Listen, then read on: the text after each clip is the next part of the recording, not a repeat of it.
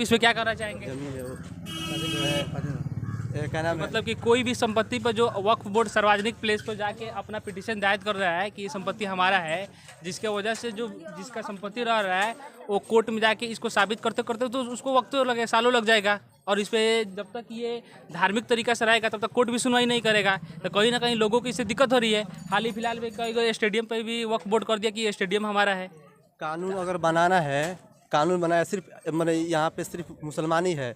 कर्नाटक हो गया, केरला हो गया, तमिलनाडु हो गया, उस सब मिला के अगर हिंदू वक्त पर देखा जाए ना तो कई सौ एकड़ जमीन है। लेकिन हमारा सिर्फ आज के नाम में टारगेट जो है मुसलमान। कोई मतलब बोर्ड नहीं है वहाँ पे बोर्ड है, हिंदू बोर्ड है, हिंदू वक्फ बोर्ड है। उन लोग वक्फ बोर्ड नहीं है, अभी कोई इस तरह का बोर्ड नहीं है। आप सर्च मारिए, है हिंदू वक्फ बोर्ड है। उन लोगों पर क्यों नहीं कानून बन रहा है? सिर्फ मुसलमानों पर ही कानून क्यों बन रहा है? क्योंकि वो सरकार को कहीं ना कहीं लगता है कि इसमें बोर्ड में शोषण हो रहा है। तो सोच लीजिए किसी भी सार्वजनिक प्लेस को मतलब कि बोल दे रहा है कि ये मेरा है। इस दौर में समझिए टारगेट में मुसलमान है।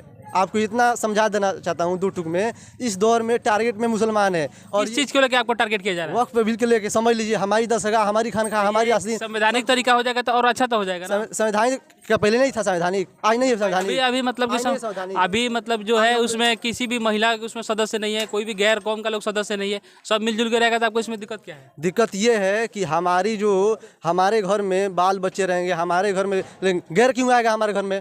क्या है आप मतलब कि और लोगों को गैर मानते हैं? नहीं आ सकता। हमारी खाने पीने के रिवाज अलग है, हमारे रहने पहने का रिवाज अलग है, हमारे सोचने का रिवाज अलग है। तो गैर कहाँ से आ सकता है? इसमें दो गैर मुस्लिम इसमें रखने का जो सरकार ने पेश किया दावा, और एक महिला को रखने पेश किया है, तो इसमें क्यों आएगा? ये सवाल आखिर कोई आ जा रहा है, कोई महिला सदस्य बन रही है, चाहे कोई और सदस्य बन रहा है, तो आपको इससे दिक्कत क्या होगा? हमारी दिक्कत ये है कि जो हमारी इस्लाम में ये है कि महिलाओं को जो अधिकार दिया गया है कि महिला जो है कि देखिए इस्लाम के बात मत कीजिए, क्योंकि उसमें हर जगह महिला का बराबरी का हक दिया गया है, कहीं उसका शोषण का बात नहीं किया गया है। लेकिन इस दौर में गैर मुस्लिम नहीं आ सकते हैं वक्फ बिल में। क्या आज मुसलमान जो है कि हिंदू वक्फ बिल में है? ये बताइए। नहीं है तो नहीं।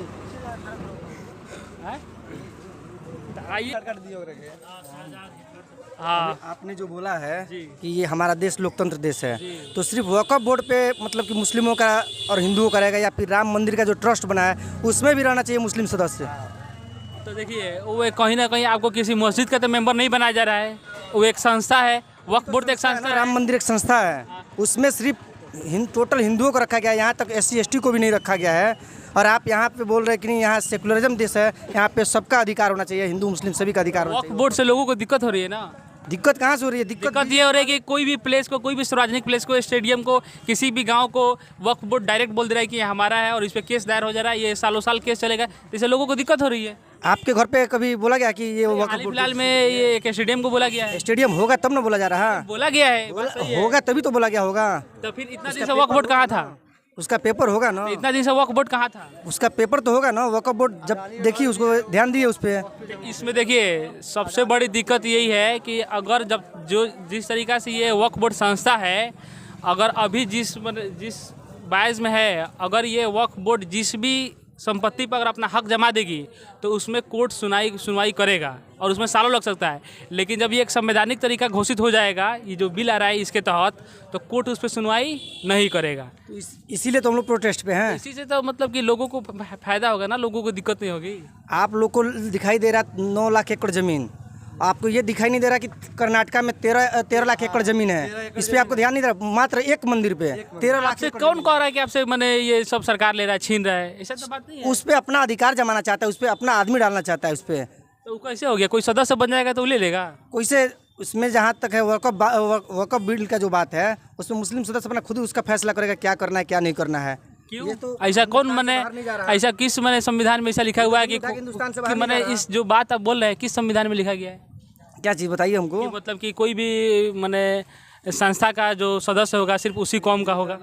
जब राम मंदिर पे जब उसी का सदस्य रह सकता है, पर्सनल हिंदू सदस्य रह सकता है, तो वक्फ बिल पे क्यों नहीं मुस्लिम सदस्य रह सकता है? आप क्या नहीं सवाल उठाए कि इसमें हम लोग भी सदस्य बनना चाहते हैं? ठीक है, तो उस पर तो सवाल उठेगा। अभी आप जो पूछ रहे हैं, जी बोलिए।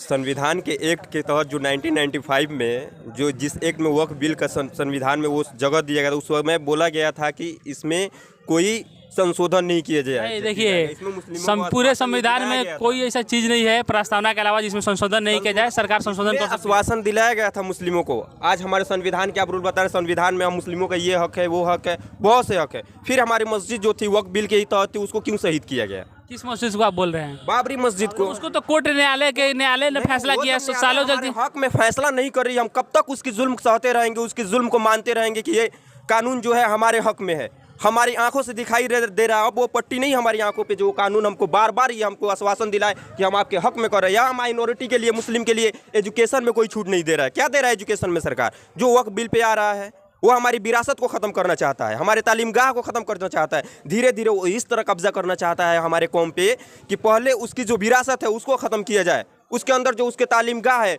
कहा जाता है कि जिस कौम को बर्बाद करना है उस पर तलवार और बंदूक ना चलाओ, उसके अंदर से पहले उसकी तालीम ख़त्म कर दो। जिस कौम के तालीम ख़त्म हो गए वहाँ का वो कौम खुद बर्बाद हो जाएगा। तो इसी तरह सरकार हमारा कहना यही है कि जब मतलब कोई भी कानून में, सुनिए एक मिनट, कोई भी कानून में सरकार संवैधानिक तरीका से संशोधन कर सकता है, उस पर एक्ट बना सकता है, कानून बना सकता है। तो इसमें सरकार बनाएगा। अगर सरकार के पास बहुमत है तो सरकार बनाएगा। सरकार के पास बहुमत है तो बनाएगा। तो सिर्फ वक्फ बिल पे ही क्यों बनाएगा? इससे पहले जितना भी कानून ला रही हैं, ये देखिए जो इससे पहले कानून आया था, किस चीज़ के लिए? वो जो जिसमें निकाह का, इद्दत का, सब चीज़ का था वो कानून, उसमें भी तो वो भी तो मुसलमानों के खिलाफ था। ये कानून हम पे तो थोपा जा रहा है बार बार। ये जो कानून ला रहे हैं, क्या उन पे नहीं आएगा कानून? हर कानून हम पे ही आएगा। भारतीय संविधान में जो अनुच्छेद 44 है उसमें लिखा गया है साफ साफ कि कोई भी राज्य में या देश में सरकार चाहे तो अपने हिसाब से वहाँ किसी भी चीज़ के, जैसे कि समान संहिता वाला जो कानून है, यूनिफॉर्म सिविल कोड, उसके तहत जो भी निकाह का चाहे शादी विवाह का सरकार सबके लिए समान कर सकती है। सरकार से संविधान ही कहा है, संविधान कहा है। सरकार से यही हमारा अपील है कि वो हमारी शरीयत में खिलवाड़ ना करे। नहीं, हमें मूल सरकार देखिए संविधान को मानते हैं, लेकिन उससे बढ़ के हम अपने शरीयत को मानते हैं। वो हमारी शरीयत में खिलवाड़ ना करे। तो सरकार में हमारे शरीयत में खिलवाड़ ना करे। देश संविधान से चलेगा कि शरीयत से चलेगा?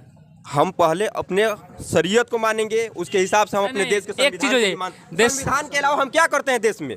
क्या हम किसी पे बम चला रहे हैं? किसी पे शरीयत ही हमारा अधिकार देता है। पहले देश को ये जो सवाल करा कि देश संविधान चलेगा, शरीयत चलेगा, ये बताइए। आज गैर मुस्लिम जो है यहाँ बैठ के पूजा करे। एक मिनट, अनुच्छेद 44 क्या कहता है? देखिए अनुच्छेद 44 हम संविधान देखिए अनुच्छेद, एक मिनट देखिए अनुच्छेद, एक मिनट मेरी बात सुनिए। अनुच्छेद 44 कहता है, संविधान में ये साफ साफ लिखा हुआ है कि कोई भी राज्य अपने राज्य के अंदर सभी नागरिकों के लिए समान संहिता कानून लागू कर सकता है, जो हाल ही फिलहाल में उत्तराखंड और गोवा में लागू हुआ है, जिसमें सभी लोगों के लिए विवाह की पद्धति, तलाक की पद्धति, सब किसी के लिए एक कानून होगा। तो इसमें जब संविधान में ये चीज़ लिखा हुआ है और कोई सरकार लागू कर रहा है तो आपको इससे दिक्कत क्या हो रही है?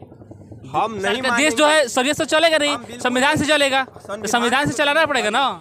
सुनिए संविधान में कहाँ दिया गया है कि यहाँ पे भारत में जो भी हिंदू, मुसलमान, सिख, ईसाई रह रहे हैं उनका हक में एक तलाफी किया जाए, उनका जो शरीयत में संशोधन किया जाए। उनके शरीयत में कहाँ से उनको है कि उनको खत्म किया जाए? आपके शरीयत में कौन है? नहीं, देखिए आपके शरीयत में कोई संशोधन थोड़ी कर रहा है, आप मानने तो हमारे शरीयत में संशोधन कर रहा है। कैसे आप कह रहे हैं कि हमारे शरीयत में संशोधन नहीं हो रहा है? हमारे तलाक में जो हमारे शरीयत के हिसाब से उसमें संशोधन कर रहा है वो।